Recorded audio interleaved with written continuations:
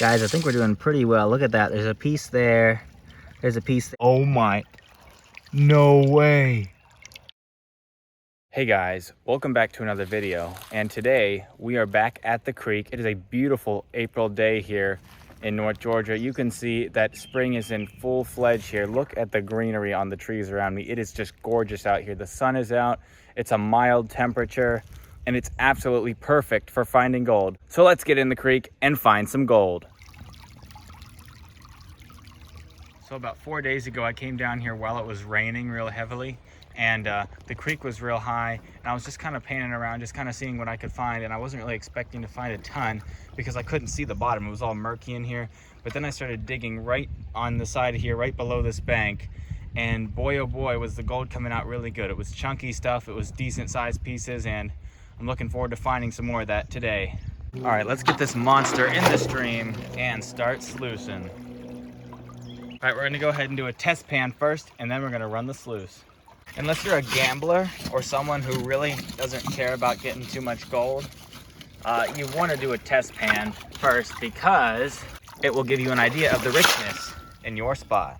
Something important you should always be paying attention to when you're doing this is that you're not panning on top of another deposit. I cannot tell you how many times I did a lot of classifying, a lot of panning, and had a lot of tailings right on top of the spot that had the best gold. So make sure you test that spot before you pan on it, or else you might just bury your gold.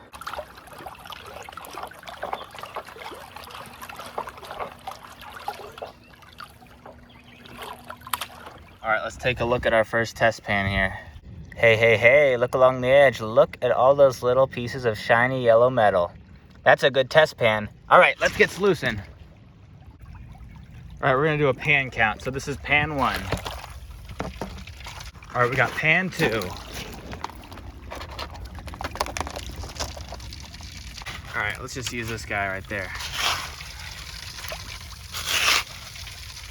All right, so after doing the second pan, only second pan of the day, look what we have there. That's a big piece of gold because you can see it.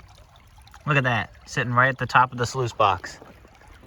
So take a look at the stuff I'm getting out of this hole. Notice how it's kind of silvery like this and kind of gray. This is called saprolite, and that is literally the bedrock from the bottom decomposing, breaking down into like a clay layer. So any gold that's sunk down and stuck on the bedrock, like it can't get through bedrock, and it can't get through this stuff either. So gold is going to be accumulating all through on the top of this layer. So this is really good stuff. Pan number 3.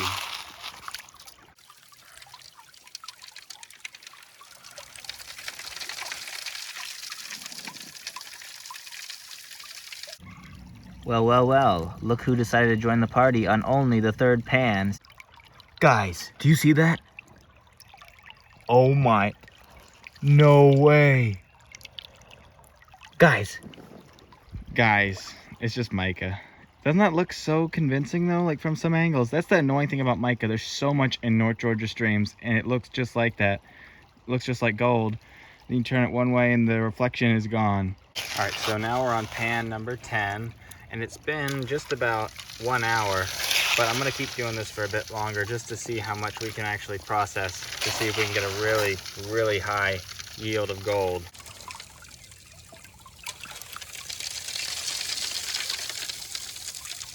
so that right there, I think, came out of pan 10. Look at that. That's a nice looking piece. It's rounded, but nice and flat. Pretty piece right there. Look at that. All right, so we're on the 16th pan, and this is gonna be the final pan of the day because I'm running low on time. But it's looking really good. Like, even though there's all that stuff, look at that. There's a piece right there. Look at that piece. That's a nice piece of gold.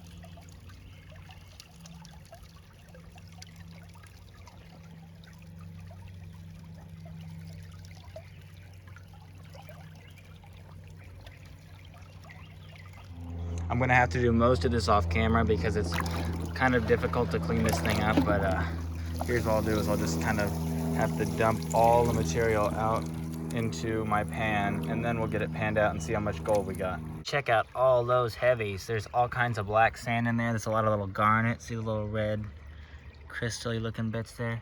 So yeah, it's looking good here. Right there, you can see that. Oh yeah, look at that. Oh yeah, it's slowly starting to come out. We're not gonna know how much gold it is until I get all the black sand out, but I'm already seeing a lot of nice pieces right up at the top there. And here are the results. This is probably the best sluice cleanup I've ever done. Look at all the gold in there. Look at this piece right here. It's almost a picker, not quite. And then look at all these pieces over here. Tons of fines, some chunkier bits, even going all the way down the side there. So I'm pretty happy with that. Here's my finger for reference. You see, I mean, it's not huge, not a huge amount of gold, but for like, I think maybe an hour and a half of sluicing, that's a pretty good total. And honestly, I was being a bit slow with the sluicing because I was filming it for you guys. If I would have been just processing it, I probably could have gotten through maybe a third more of material. Just from that little spot over there, you wouldn't even know it's there.